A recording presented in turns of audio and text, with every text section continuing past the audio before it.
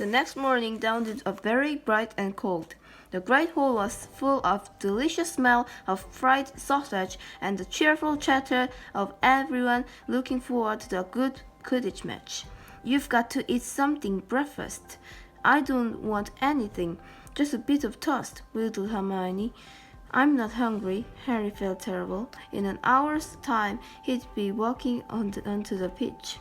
Harry, you need your strength, said Seamus Finnegan. Seekers are always the ones who get nobbled by the other team.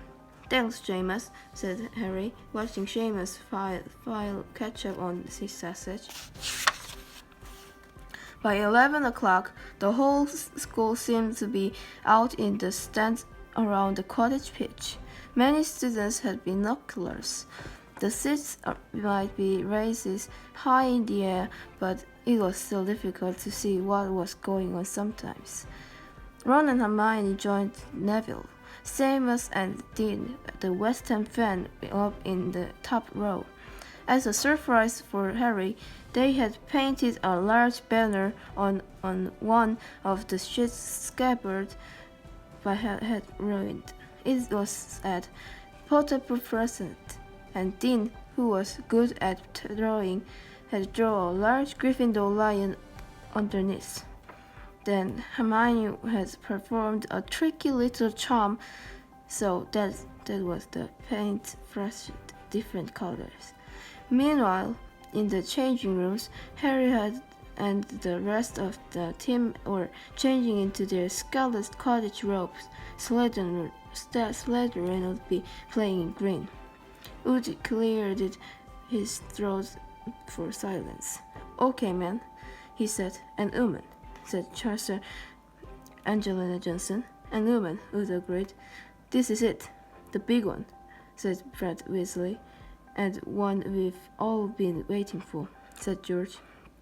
We know Oliver's speech by heart, Fred told Harry.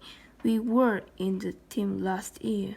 Shut up, you two, said Wood. This is the best team Gryffindor had in years. We're going to win. I know it. He glared at them, all as if to say, or else. Right, it's time. Good luck, all of you.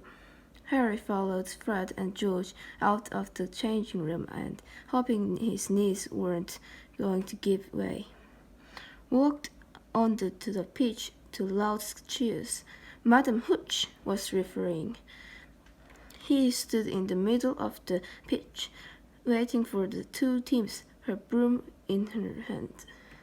Now, I want a nice fair game, all of you, she said, once they were all gathered around her.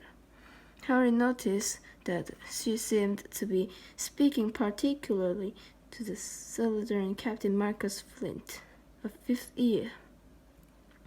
Harry Strut Flint looked as if he had some troll banner high above, flashing Potter for president over the crowd. He had heard skipped. Harry felt braver. Mount your brooms, please. Harry clambers onto his Nimbus 2000. Madam Hooch gave a loud blast on her silver whistle. 15 brooms rose up, high into the air. They were off, and the quaffle is taken immediately by Angelina Johnson and Gryffindor. What an excellent chaser that girl is, and rather active too. Jordan, sorry, Professor. The Weasley twins from Lee Jordan was doing a commentary for a match closely watched by Professor McGonagall. And she's really belting her along up there. A neat pass to Alicia Smith, a good find of Oliver Woods. Last year, only a reserve back to Johnson. And no, Slytherin have taken the quaffle. Slytherin Captain Marcus Flint gets the quaffle, and off he goes. Flint flying like an eagle up there. He's going to... No! Stopped by an excellent move by Gryffindor keeper Wood, and Gryffindor take the quaffle. That's chaser chase Katie Bell of Gryffindor there. Nice dive around Clint, off up the field, and ouch, that must be hurt. Hit in the back of the head by a bludger.